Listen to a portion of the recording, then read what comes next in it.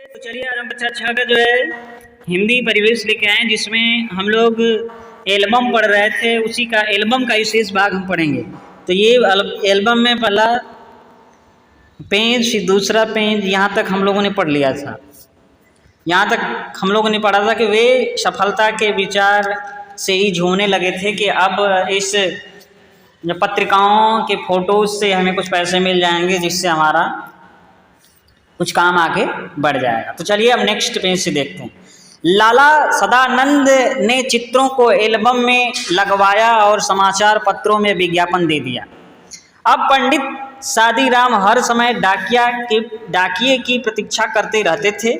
वे रोज सोचते थे कि आज कोई चिट्ठी आएगी। दिन बीत जाता, कोई चिट्ठी न आती थी।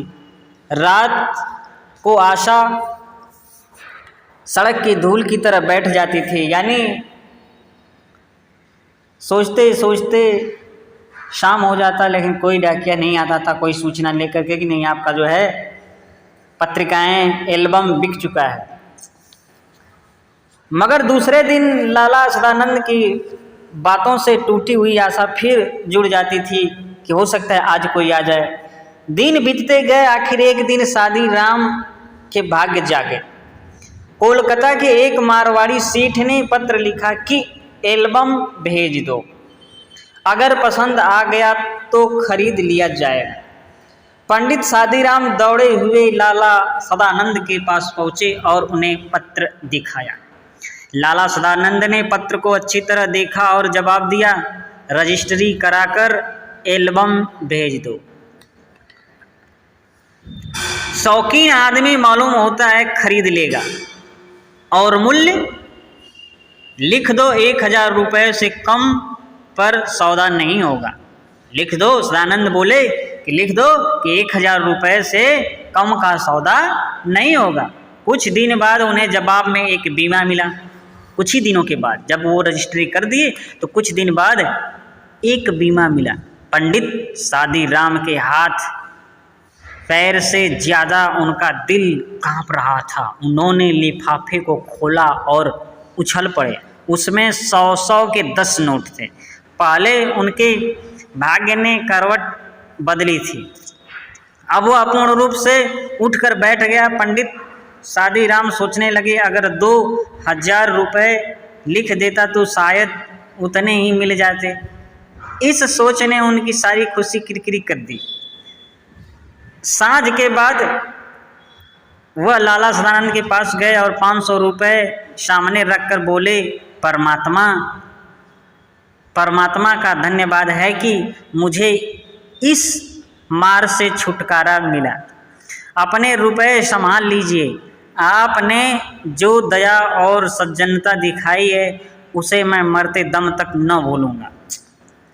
लाला सदानंद ने हैरान सा होकर पूछा, पंडित जी, क्या सेठ ने एल्बम खरीद लिया है? जी हाँ, खरीद लिया है, और रुपए भी आ गए। जी हाँ, 1000। कितने रुपए? 1000। जी हाँ, नहीं तो मुझ गरीब ब्राह्मण के पास क्या था जो आपका ऋण चुका देता। परमात्मा ने मेरी सुन ली। मेरा विचार यह है कि आप ये रुपए अपने पास ही रखें। सदानंद ने बोला कि मेरा विचार यह है कि आप ये रुपए अपने पास ही रखें। मैं आपका यजमान हूँ। मैं आपका क्या हूँ? यजमान हूँ। मेरा धर्म है कि आपकी सेवा करूँ। अगर मैंने 4 पैसे दे दिए तो कौन सा गजब हो गया। पंडित जी की आंखों में आंसू आ गए। वे बोले, आप जैसे सज्जन संसार में बहुत थोड़े हैं। परमात्मा आपको चिरंजीवी रखे। मगर अब तो मैं यह रुपए न लूँगा। इतने वर्ष आपने मांगे तक नहीं। मुझे आज हल्का होने दीजिए। लाला सदानंद ने चुपचाप रुपए रख दिए। मनुष्य रुपए देकर भी ऐसा प्रसन्न हो सकता है, इसका अनुभव उन्हें पहली बार हुआ। 6 महीने बीत गए। लाला सदानंद बीमार थे। पंडित सादीराम उनके लिए दिन रात माला फेरा करते थे। एक दिन लाला सदानंद चारपाई पर लेटे थे। पास पड़ी चौकी पर पंडित सादीराम बैठे रोगी को भगवत गीता सुना रहे थे। एकाएक लाला सदानंद बेसुध हो गए। एकाएक जो है लाला सदानंद बेसुध हो गए। पंडित जी ने गीता छोड़ दी और उनके सिरहाने बैठ गए। स्त्री गर्म दूध लेने के लिए बाहर दौड़ी और माँ घबराकर बेटे को आवाज़ें देने लगी। उसी समय पंडित जी को रोगी के सिरहाने के नीचे कोई चुभती हुई चीज़ जान पड़ी।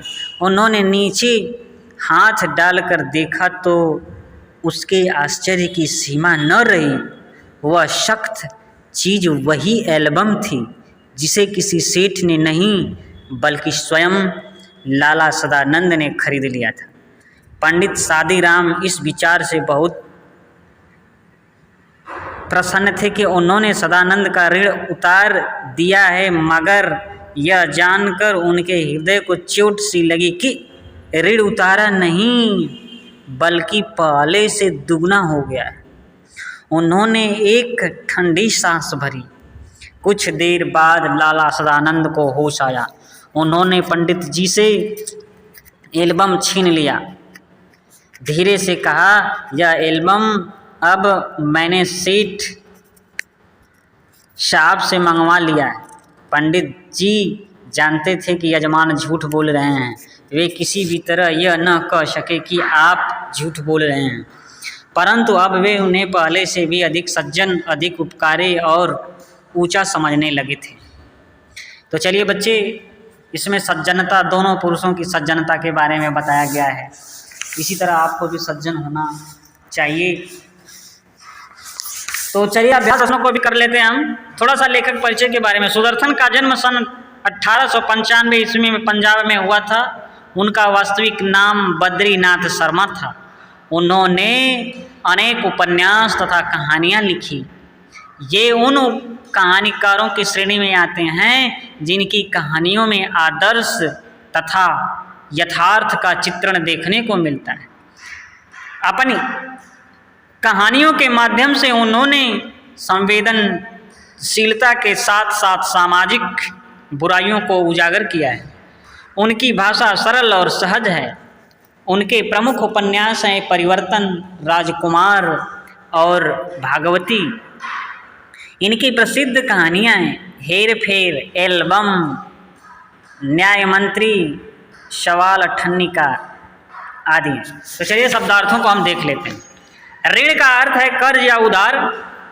विज्ञापन का अर्थ है इश्तहार। यजमान का धार्मिक कार्य कराने वाला। यजमान का अर्थ धार्मिक कार्य कराने वाला।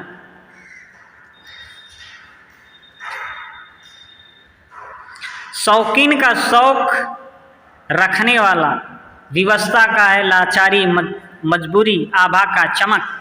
भले मानस का भला आदमी, प्रतीक्षा का इंतजार। भलमनसी का शराफत होता है। चिरंजीवी का दीर्घायु का आशीर्वाद। सहसा का अचानक और बेसुध का अचेत, बेहोश। सिर पीटने का मुहावरा है छटपटाना। चलिए श्रुत लेख में देख लेते हैं। इसे पढ़ना है आपको, रिपीट करना है, दोहराना है। ऋण, बर्छियाँ, पुरोहित, विवशता, भलमनसी, शौकीन, विज्ञापन, मारवाड़ी, रजिस्ट्री, सज्जनता, ब्राह्मण, भगवत गीता, दुगुना और परमात्मा। नीचे दिए प्रश्नों के उत्तर दीजिए। नीचे दिए गए प्रश्नों के क्या करना है, उत्तर आपको देना। तो चलिए नीचे दिए गए प्रश्नों के उत्तर। पंडित सादीराम पर कितने रुपए का ऋण था? तो पंडित सादीराम पर जो है 500 रुपए का ऋण था। पंडित सादीराम ने किससे ऋण लिया था? तो पंडित सादीराम ने लाला सदानंद से ऋण लिया था। किससे लिया था? लाला सदानंद से। पंडित सादीराम के यहाँ किस प्रकार की पत्रिकाएं थी? तो पंडित सादीराम के यहाँ मासिक पत्रिकाएं थी। फोटो एल्बम कितने में बिकी? तो फोटो एल्बम जो है 1000 रुपये में बिकी। फोटो एल्बम कितने रुपए में? 1000 रुपये में बिकी। एल्बम किसने और कितने में खरीदी? तो एल्बम जो है मारवाड़ी सेठ ने 1000 रुपये में खरीदी। लिखित प्रश्नों में देख लेते हैं लघु उत्तरी प्रश्न। पंडित शादीराम क्यों परेशान थे? तो पंडित शादीराम ऋण को लेकर परेशान थे। किसको लेकर? ऋण को। लाला सदानंद ने चित्र देखकर पंडित जी को क्या सलाह दी? तो लाला सदानंद ने चित्र देखकर यह सलाह दिया कि आप अच्छी अच्छी तस्वीरें छांटकर एक एल्बम बनाइए। मैं आपकी तरफ से एक विज्ञापन दे दूंगा। यह विज्ञापन किसी शौकीन के हाथ पड़ जाएगा तो 2-4 पैसे मिल जाएगा। चलिए नेक्स्ट क्वेश्चन। पंडित जी ने लाला जी का ऋण कैसे चुकाया? पंडित जी ने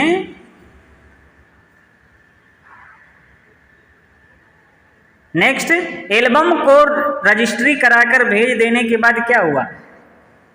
एल्बम को जो है रजिस्ट्री कराकर भेज देने के बाद क्या हुआ? कुछ दिन बाद उन्हें जवाब में एक बीमा मिला। कुछ दिन बाद जवाब में उसे क्या मिला?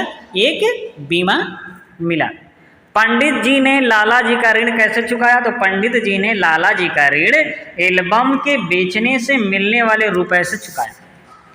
तो चलिए बच्चे नेक्स्ट क्वेश्चन यानी प्रश्न जो है नेक्स्ट वीडियो में। तो वीडियो को यहीं समाप्त करते हैं। तब तक के लिए नमस्कार।